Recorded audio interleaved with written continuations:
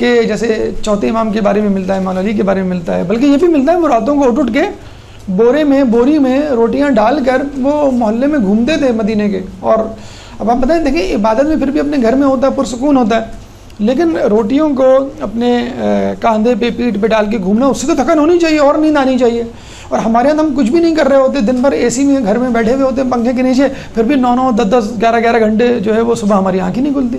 لیکن اس کی وجہ میں آپ کو بتاتا ہوں، بہت ٹیکنیکل وجہ اور بہت خوبصورت وجہ ان عالم دین نے ہمارے سامنے پیش کی.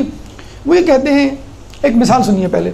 دیکھیں ایک آدمی گاڑی ڈرائیو کرتا ہے اور وہ تمام رولز ریگولیشن کو فالو کرتا ہے، سگنل پہ رکتا ہے، اوورٹیک نہیں کرتا غیر ضروری، اوور اسپیڈنگ نہیں کرتا، زگ زیگ نہیں کرتا، ٹیل اینڈنگ جسے کہتے ہیں وہ نہیں کرتا. ٹیل اینڈنگ کیا ہوتا ہے کہ ایک دم سے کسی گاڑی کے سامنے سے ایک دم سے گزر جانا.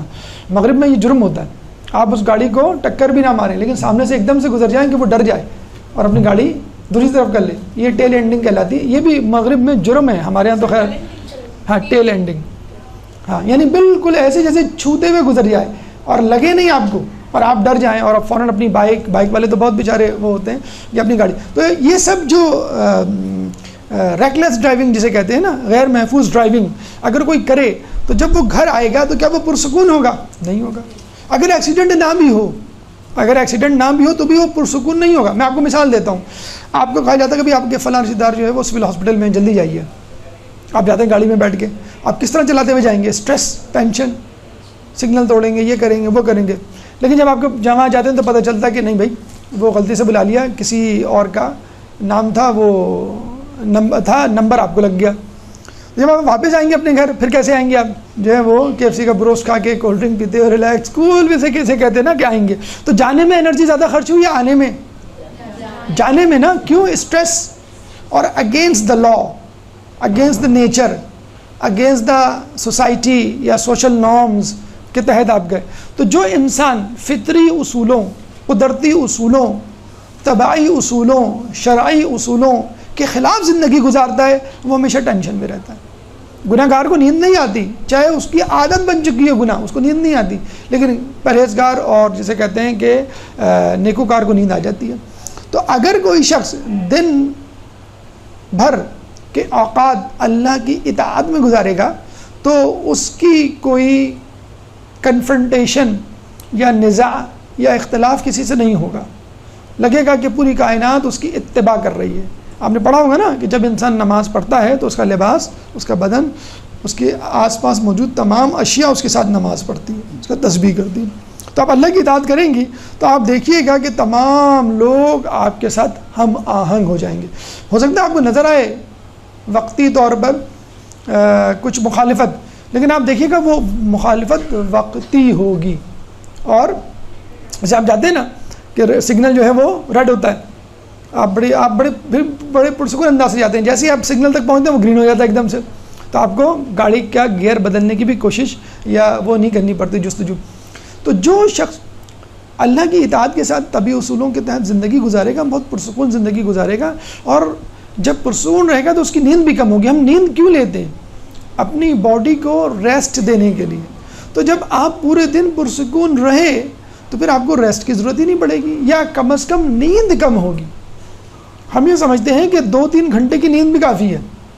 آیت اللہ خمینی 12 بجے سوتے تھے، 3 بجے اٹھ جاتے تھے. آیت اللہ بہجت کے بارے میں ملتا ہے کہ 3-4 گھنٹے جو ہیں وہ ہیں. اگر میں راز فاش نہ کروں بلکہ کر دوں، ڈاکٹر عابد انتہائی کم نیند لیتے ہیں، شاید 4 گھنٹے لیتے ہیں. وہ رات بھر پڑھ کے فجر کے بعد سوتے ہیں اور 10 بجے یا 9 بجے جو ہے وہ اٹھ جاتے ہیں. 4-5 گھنٹے. اور وہ کہتے ہیں اگر میں 8 گھنٹے کی نیند لے لوں تو میرے سر میں درد ہو جاتا ہے، زیادہ نیند لے لوں. تو اس کا مطلب کیا ہوا کہ آپ کی نیند کم ہو سکتی ہے اگر آپ بالکل فطرت کے اصولوں کے مطابق اور اللہ کی شریعت اور اس کی فرمان برداری کے مطابق. تو ائمہ کی اطاعت تو بالکل 100% لیول کی تھی، تو وہ پرسکون ہی رہتے تھے. نیند آتی بھی تھی بہت کم. اچھا ایک اور میں آپ کو بات بتاؤں کہ رسول اللہ کے بارے میں ملتا ہے کہ وہ رات کو سوتے تھے، پھر اٹھتے تھے، وضو کرتے تھے، نماز پڑھتے تھے، پھر سو جاتے تھے، پھر اٹھتے تھے، وضو کرتے تھے، نماز پڑھتے تھے، پھر سو جاتے تھے. 3-4-5 مرتبہ اٹھتے تھے. اور آپ کو معلوم ہے میڈیکل سائنس یہ کہتی ہے اگر نیند کو آپ بریک اپ کریں گے تو کم سے کم نیند کافی ہوگی، نیند کم ہو جائے گی. مطلب فرض کر لیں آپ کی نیند 8 گھنٹے کی ہے، اگر آپ اس کو 2 میں بریک کر دیں نا یعنی رات کی نیند اور ایک قیلولہ، تو یہ 7 گھنٹے ہو جائے گی. 3 میں بریک کر دیں تو یہ 6 گھنٹے کی، مثلاً اس سے بھی کم ہو سکتی ہے، مثلاً 6 گھنٹے کی. وکیپیڈیا پہ جو لکھا ہوا ہے وہ یہ ہے کہ اگر آدمی اپنی نیند کو 4 حصوں میں لے تو عین ممکن ہے کہ آدھے گھنٹے کے ڈیوریشن سے فقط 2 گھنٹے کی نیند کافی ہو. سمجھے آپ؟ تو یہ ہمارا اچھا. دوسری بات یہ کہ آج کل جو زمانہ ہے نا وہ اسٹریسفل زمانہ ہے، اختلافات کا زمانہ ہے. ساس بہو کے جھگڑے، بہن بھائیوں کو میں نے دیکھا ہے، بھائیوں کو دیکھا ہے، بچوں کو آج کل دیکھا ہے. کتنا آج کل لڑنے کا رجحان بچوں میں، بہنوں میں بہت زیادہ ہو گیا ہے. ماں باپ اور والدین کا ایک زمانے میں جنریشن گیپ کہا جاتا، اب تو بہت زیادہ وہ گیپ آ گیا ہے. اب تو ماں باپ یہ جو ہے سامنے بیٹھے رہتے ہیں اور ایک دوسرے سے بات چیت نہیں ہوتی ہے. ماں بچے سے بات کر رہی ہے وہ سن نہیں رہا، بچے سے بات کر رہی ہے وہ سن نہیں رہا. تو ماں نے کسی سے پوچھا یہ فیس بک کا اکاؤنٹ کیسے بناتے ہیں، اس کو سکھا دیا. پھر ماں جو ہے اپنی بچی سے فیس بک پہ باتیں کرنے لگی. تو اس کی بچی کی اماں کیا ہو گیا، آپ کو خیریت ہے، پاگل تو نہیں ہو، فیس بک پہ آپ مجھے میسیج دیں، کمرے میں تو بیٹھی ہوں نا. بیٹا میں تم سے کمرے میں بات کرنے جاتی ہوں، تم فیس بک پہ لگی ہوتی ہو. تو میں نے کہا چلو میں خود ہی فیس بک اکاؤنٹ بنا لوں، تم اس بہانے مجھ سے بات تو کرو گی. یہ حالات ہو گئے کہ نہیں؟ اچھا پھر دینی حوالے سے آپ دیکھیں کہ آج کل گروہی اختلافات کتنے زیادہ ہو گئے، خود مسلمانوں میں کتنے اختلافات ہو گئے، عقائد کے کتنے انحرافات ہو گئے. ابھی ہم پیغامات کے حوالے سے ایک بات کرنا بھول گئے کہ ویسی نماز پڑھو جیسے علی پڑھتے تھے، شہادت ثالثہ والی نہیں، اب تو شہادت اربع آ گئی ہے، پھر خامسہ آ گئی. تو اب آپ دیکھیں کتنی شہادتیں ابھی آئیں گی. تو یہ کیا ہے؟ دین سے انحراف کرنا. تقلید کا قلاوہ جب اٹھا کے آپ پھینک دیں گے اور اپنے طور پہ مجتہد بن جائیں گے اور اپنے طور پہ سوچنا شروع کر دیں گے تو پھر یہ مسئلے ہوں گے. آپ صرف وہ کام کریں جو اللہ نے کہا ہے، رسول نے کہا ہے، ائمہ نے کہا ہے اور ان کے مجتہدین نے کہا ہے. اگر آپ یہ چین برقرار رکھیں گے کہ میرا خدا کیا چاہتا ہے رسول بتائے گا، میرا رسول کیا چاہتا ہے امام بتائے گا، امام کیا چاہتا ہے نائب امام بتائے گا. نائب امام کون ہے؟ عالم مجتہد. بس اسی کے تحت اپنی زندگی گزارے. اور دوسری بات یہ ہے کہ ان تمام امور کو انجام دینے میں ہم پہنچتے وہیں پر ہیں. مطلب سائنس بھی وہی کہہ رہی ہوتی ہے، وہ بھی یہی کہتے ہیں سیسٹا کرو، قیلولہ کرو اور نیند کو توڑ کر لو. وہ بھی یہی کہتی ہے کہ 2 وقت کھانا کھاؤ، کھانا کم کھاؤ. مطلب وہی چیزیں، وہی روٹین. وہ بھی یہی کہتی ہے کہ آپس میں جو ہے وہ لڑائی جھگڑا نہ کرو. اپنی ایگو، انا آج کل بہت ہو گئی لوگوں میں، مردوں میں تو ہوتی ہے، عورتوں میں بھی انا ہو گئی ہے. وہ ڈگری لوگوں نے، ماؤں نے بچیوں کے اوپر تھوپ دی ہے، تمہیں ڈاکٹر بننا ہے، تمہیں انجینئر بننا ہے، تمہیں MBA کرنا ہے، تم کچن میں مت آنا. بڑی فخر سے بچیاں بتا رہی ہوتی ہیں مجھے کھانا پکانا کچھ نہیں آتا. 18 سال کی 20 سال کی ہو جاتی ہے، شادی ہو جاتی ہے، میری ماں نے کبھی مجھ سے کھانا نہیں پکایا، سوری میں نہیں کر سکتی. باقاعدہ سکھا کے بتا کے کہا جاتا ہے کہ اپنے کام سے کام رکھنا اور نندوں کو ذرا سر چڑھانے کی ضرورت نہیں ہے، ساس کو منہ نہیں لگانا وغیرہ وغیرہ. اور کوئی مسئلہ ہو تو فون کر دینا، ہم حاضر ہوں گے فائر بریگیڈ کی طرح تمہیں واپس لے جانے کے لیے. اور پہلے کیا کہتے تھے کہ تمہاری ڈولی جا رہی ہے، جنازہ آنا چاہیے. تو جب آپ بچیوں کو ابھی سے ٹرین کر رہے ہیں، کرنا شروع کر دیا. میں تمام لوگوں کی بات بتا رہا ہوں، بالکل جسے کہتے ہیں دھڑلے سے. وہ کہتے ہیں کہ بھئی مولانا صاحب آپ کیا کہتے ہیں کہ میرا شوہر جو جاب نہیں کرنے دے رہا. بھئی کوئی ایسا مذائقہ نہیں ہے، اگر گھر میں ٹینشن ہو رہی ہے اور گھر میں گزارا ہو رہا ہے، کوئی فقر و فاقے کی نوبت نہیں ہے تو ٹھیک ہے. تو اختلافات، ایک تو ہمارے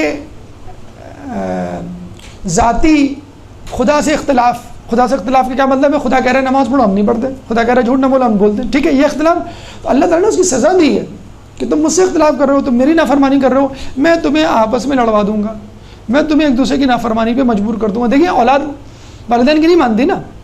آج کل کی اولاد پہلے کے مقابلے میں والدین سے زیادہ آرام و آسائش حاصل کر رہی ہے. ہم اپنے بچوں کو بہت زیادہ دے رہے ہیں، پاکٹ منی، لباس، غذا. اور ہم نے اپنے ماں باپ سے کم لیا تھا، لیکن ہم اپنے والدین کی زیادہ عزت احترام کیا کرتے تھے، ادب کیا کرتے تھے، فرمان برداری. آج کل کی اولاد اتنی نہیں کرتی.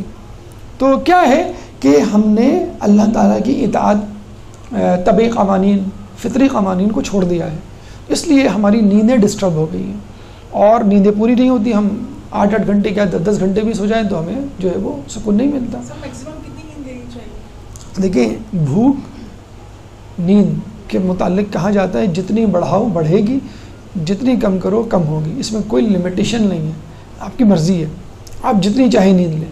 میں نے بتایا نا کہ کسی کو 8 گھنٹے کافی ہوتی ہے، کسی کو 6، کسی کو 5، کسی کو 3، جتنے گھنٹے کی جب آپ سمجھیں. لیکن نیند کم کرنے کی کوشش نہ کریں. لوگ بڑے ٹینشن میں جو ہے نیند کو کم کر لیتے ہیں، 3 بجے سو کے اٹھ گئے، نہیں بس اب نیند کم کرنی، نیند کم کرنی، نیند کم کرنی، آل کے چائے پی رہے ہیں، کافی پی رہے ہیں، یہ کر رہے ہیں، 8 بجے پھر سو گئے، 12 بجے اٹھ رہے ہیں. تو یہ نہ کم کریں، کھانا کم کریں اور لوگوں سے اپنے اختلافات کم کریں اور عبادت پر توجہ دیں. نافلہ نماز پڑھیں. عشاء کی چلیں آپ پوری 51 رکعت نہ پڑھیں اور مومن کی علامات نہ اپنے اندر پیدا کریں. عشاء کی 2 رکعت نفل تو پڑھ سکتے ہیں، وہ تو بیٹھ کے پڑھنی ہوتی ہے بھائی، کھڑے ہو کے بھی نہیں. ٹھیک ہے، فجر کی 2 رکعت تو پڑھ سکتے ہیں، اگر ہمت کریں تو مغرب کی 2 اور 2. اب آپ کہیں گے سر آپ نے سب پہ ہی لگا دیا. کہنے کا مقصد ہے کہ آپ ابتدا تو کریں. نماز شب نہیں پڑھ جا رہی، کوئی بات نہیں، 1 رکعت پڑھ لیں، 2 رکعت پڑھ لیں. تو ابتدا تو کریں، لیکن ہمارا مسئلہ ہے کہ ہم نے ایک ضد پالی ہوئی ہے کہ جہاں بات آئے گی فرما برداری کی، اعمال کی، ہم اس میں ڈنڈی ماریں گے، کٹوتی کریں گے. اور جہاں لینے کی بات آئے گی، جسے کہتے ہیں نا کہ آپ مجلس میں جائیں، کوئی 10 منٹ لیٹ آ رہا ہے، کوئی 15 منٹ لیٹ آ رہا ہے، پھر کوئی عین وقت پر آ رہا ہے، اور نیاز آپ اس کو کم دے دیں یا نہیں دیں تو کہتا ہے بھڑک اٹھے گا، خیریت ہے کہ ابھی مجھے کیوں نیاز نہیں دے رہے. نیاز میں آپ کا بڑا وہ ہے، آپ اپنے گھر میں جتنا کھانا کھاتے ہیں اس سے زیادہ کھائیں گے اگر نیاز کے لیے دسترخوان لگایا جائے گا. لیکن اطاعت کی باری آ گئی تو نفل نہ پڑھنے کی ہم نے قسم کھا لی ہے. ہم نے جو ہے نمازوں کو الگ الگ نہ پڑھنے کی قسم کھا لی ہے. وہ ٹھیک ہے نمازوں کو یکجا کر کے پڑھنا جائز ہے، لیکن کیا بالکل ہی حرام ہے کیا نمازوں کو الگ الگ پڑھنا؟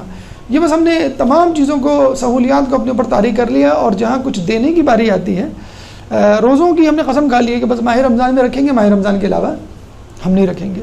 تو یہ اب سائنس کہتی ہے کہ نہیں بھی روزہ رکھنا ٹھیک ہے اور حرکت کرنا بہتر ہے. سائنس یہ کہتی ہے کہ دفتروں میں جو لوگ صبح 9 بجے جاتے ہیں، 5 بجے نکلتے ہیں اور 1 گھنٹہ ایکسرسائز کرتے ہیں، اس سے بہتر یہ ہے کہ وقفے سے 1 گھنٹے 2 گھنٹے سے آپ گھومے پھرے. ہمارے ہاں جب ہم بیٹھ جاتے ہیں تو اٹھنے کا نام ہی لیتے ہیں. پین لا دو، پانی لا دو، یہ چیز دے دو، یہ پنکھا چلا دو، یہ ریموٹ مجھے دے دو، مطلب یہ چارجر کہاں ہے، چارجر مجھے دے دو، بس وہ یہی چیز ہمیں ایک دوسرے سے مانگ رہے ہوتے ہیں. تو فطری آج ہم دیکھیں، آج مجھے اتنی خوشی ہوئی. خیر زمانہ اگر ابتری کی طرف جا رہا ہے، اختلافات کی طرف جا رہا ہے، نافرمانی کی طرف جا رہا ہے، لیکن الحمدللہ اگر آپ نوٹ کریں تو کچھ لوگ بدستور بہتر سے بہتر ہوتے چلے جا رہے ہیں. آج ہمارے مدرسے میں جو کلفٹن پہ ہے ہمارا مدرسہ ڈیفینس میں، 20 لڑکوں نے روزہ رکھا، 20 بچوں نے. اور ایسے ایسے لڑکے تھے، مطلب ایک تو پوری کلاس تھی جو ہمارے مدرسے میں سب سے نوٹی کلاس مشہور ہے، سب سے شرارتی کلاس. اس کلاس کے تمام بچوں نے روزہ رکھا، تمام بچوں نے روزہ رکھا. تو اس ٹیچر نے باقاعدہ ان کو ڈیل منگوائی، ٹیک اوے، اور باقاعدہ ان کو بروسٹ لا کے کھلوایا کہ میں تمہارا مدرسہ کھلوا رہے ہیں. تو ہم نے کہا جو 10 بچے رہ گئے ان کو بھی بلا لیں، ان کو بھی ہم رول کھلا کے روزہ سب کا ہم نے کھلوایا. تو اور وہ ایک بچہ تو وہ تو کھول کے نہیں دیا اس نے کہ میرے تمام روزے آ رہے ہیں رجب کے، میں نہیں چھوڑوں گا. اتنا سا بچہ، دھان پان سا دبلا پتلا. تو جہاں لوگ خشوع و خضوع سے عمل کر رہے ہیں تو واقعی ان کی نیندیں پرسکون ہیں. دیکھیں آپ نے نوٹ کیا ہوگا جب آپ اٹھتے ہیں تو آپ کو پتہ چل جاتا ہے کہ میں نے آج اچھی نیند لی یا ڈسٹرب نیند تھی. تو آپ دیکھ لیے گا جب بھی آپ ضمیر کی خلش کے ساتھ سوئیں گے تو آپ کی نیند بھی پریشان ہوگی، آپ کے خواب بھی جو ہیں وہ عجیب و غریب کنفیوز سے ہوں گے. لوگ کہتے ہیں پتہ نہیں خواب میں کیا دیکھا، سمجھ میں نہیں آ رہا، یاد کر رہے ہیں وہ یاد ہی نہیں آ رہے کیا خواب میں دیکھا، عجیب افراتفری اور مار دھاڑ. تو اطاعت الہی کریں. دیکھیں میں آپ کو ایک مثال دیتا ہوں کہ دریا کا جو بہاؤ ہے وہ ایک طرف ہوتا ہے نا، اگر آدمی اس کی مخالفت میں تیرے تو کتنی دور جائے گا. ضروری ہے کہ وہ دریا کے مخالفت کا جو بہاؤ ہے اس کی اسپیڈ سے زیادہ ہو نا. اگر دریا جو ہے 50 کلومیٹر پر آور کی اسپیڈ سے بہہ رہا ہے تو آپ کی اسپیڈ اگر 60 ہوگی الٹی طرف، تب آپ 10 کلومیٹر پر گھنٹے کی رفتار سے آگے جائیں گے نا. تو آپ اللہ کی جب نافرمانی کریں گے تو 100%، 100% اس کے خلاف جائیں گے تو کبھی آپ سکون پا ہی نہیں سکتے. ہم جو دیکھتے ہیں نا بنو میاں بنو عباس بڑی عیاشی میں زندگی گزری، یا ہم دیکھتے ہیں امریکہ یورپ کے افراد، جی نہیں. دیکھیں یہ صرف ان کی جسمانی مادی خوشحالی ظاہری وہ ہمیں نظر آتی ہے، لیکن اندر سے اتنے پریشان. خود بنو میاں بنو عباس کے بادشاہوں کے بارے میں کہا جاتا ہے ہر کوئی ایک دوسرے کو قتل کرنے کے در پہ رہتا تھا، تیار رہتا تھا. اگر ایک بھائی کے پاس بادشاہ ہے تو دوسرا بھائی تیار رہتا تھا کہ میں اس کو کب قتل کروں اور کب یہ مرے اور میں کتنی. تو ہمیں کیونکہ ہم تو ائمہ کی سیرت کا اتنا مطالعہ کرتے ہیں، ہمیں فرصت ہی نہیں ملتی کہ اس دور کے جو بادشاہ گزرے ہیں ان کے بارے میں کچھ پڑھیں. لیکن یقین کریں امین و مامون کیا تھا مسئلہ، اپنے باپ کو متوکل کو اس کے بیٹے نے قتل کیا. تو یہ مغل بادشاہوں اس میں بھی یہی ہے کہ بھائیوں کو اس نے جو ہے وہ قتل کروا دیا. تو خدا کی اطاعت کریں گے تو ٹھیک ہے، بظاہر آپ کو لگے گا کہ میں فقر و فاقے کا شکار ہوں، میں دشمنیوں کا شکار ہے، لیکن پرسکون ایک زندگی ہوگی. ورنہ دیکھا جائے تو سب سے زیادہ جن چیزوں کے لیے ہم پریشان ہیں، جن چیزوں کی وجہ سے ہم پریشانی میں مبتلا ہیں اور ہم کہتے ہیں کہ ہماری راتوں کی نیند اڑ گئی ہے اور سکون اڑ گیا ہے، وہ وہی چیزیں ہیں جو آئمہ کے ساتھ روٹین تھی، یعنی فقر و فاقہ. ہم کہتے ہیں اسی وجہ سے ہم پریشان ہیں. تو یہ کیونکہ ہم نے اس کو پریشانی سمجھ لیا ہے. اصل پریشانی کیا ہے؟ ایمان. رسول نے علی کو کیا کہا تھا؟ میرے بعد تم پہ بڑی مصیبتیں آئیں گی. تو علی نے کیا کہا؟ کیا میرا ایمان سلامت رہے گا؟ انہوں نے فقر و فاقے کی شکایت یا اس کے بارے میں نہیں پوچھا، بس یہ کہا میرا ایمان سلامت رہے گا. تو اصل جو فوکس ہے اللہ کی اطاعت، نیکیوں کے کرنے میں اور گناہوں سے دور رہنے میں. تو اس کی فکر نہ کریں آپ جو ہے وہ آپ کو کتنی نیند لینی ہے. آپ کسی بھی دن یہ نوٹ کر لیں کہ میں کتنے گھنٹے اٹھ کر تر و تازہ رہ سکتی ہوں، تو بس. اور جب آپ یہ اطاعت الہی شروع کریں گے تو آپ خود دیکھ لیں گے. اگر رات کا کھانے کے بارے میں کہا جاتا ہے اگر وہ کم کھائیں تو نیند پھر آپ کے کنٹرول میں ہوتی ہے، آپ جب چاہیں اٹھ سکتے ہیں. اگر آپ نے شام کی چائے اور اسنیکس لیے ہوئے ہیں تو پھر آپ کو کھانے کی ضرورت نہیں ہے. سموسے منگا کے ہم کھا رہے ہوتے ہیں، 2 3 سموسے اور نمکو اور پیزا اور چائے، اور پھر رات کو 9 بجے کھانا بھی کھا رہے ہوتے ہیں. ہو تو گیا ہے کھانا، کیلوریز وائز بھی ہو گیا اور ویسے بھی ہو گیا. پھر آپ دیکھیے گا نیند آپ کے کنٹرول میں ہوگی. لیکن پھر آپ جب مزید کھانا، ہمارے تو چائے اور اس کے ساتھ اسنیک، آپ کبھی نا یہ شام کی چائے اور اسنیک اسکپ کر کے دیکھیے گا، کتنا مزہ آئے گا، کتنی لذت محسوس ہوگی آپ کو رات کے کھانے میں. ٹھیک ہے تھوڑی سی ٹینشن پریشانی ہوگی، میں نے شام کی چائے نہیں پی یا اسنیکس نہیں لیے شام کے، لیکن جب رات کا کھانا کھائیں گے تو آپ کو بہت ہی جسے کہتے ہیں ایسا لگے گا روزہ رکھنے والی کیفیت. تو رات کا کھانا اگر آپ کم کر دیں یا جو لیٹ نائٹ کھانا ہے وہ کم کر دیں تو نیند کم از کم آپ کے کنٹرول میں آ جائے گی. تو یہ جو آسائش اصل میں جو اے سی اور یہ پنکھے اور یہ تمام چیزیں آ گئیں، اس نے بھی ہم کو بہت زیادہ آرام و آسائش میں مبتلا کر دیا ہے. تو روزے رکھنے کا تصور یا مصیبتوں اور پریشانیوں میں رہنے کا تصور اب ختم ہوتا جا رہا ہے. بس لوگ کہتے ہیں کہ مجھے جو ہے وہ سکون ملے، میں جو ہوں وہ آرام سے رہوں، یا چھٹی کا دن ہو تب میں جو ہوں اپنی عبادات انجام دوں. عام روٹین میں رہتے ہوئے روزہ رکھیں، عام روٹین میں رہتے ہوئے اللہ تعالیٰ کی عبادت کریں، تو اللہ کی اطاعت آپ کو سکون دے گی. آپ کا کھانا پینا اور دیگر جو روٹین ہے وہ خود بخود ایڈجسٹ ہو جائیں گے، اور یہ جو اسٹریس ہوتا ہے وہ خود بخود آپ کے ذہن سے نکل جائے گا. خصوصی طور پہ اختلافات کے حوالے سے یاد رکھیں، یہ جتنا کم کر سکتے ہیں کم کریں.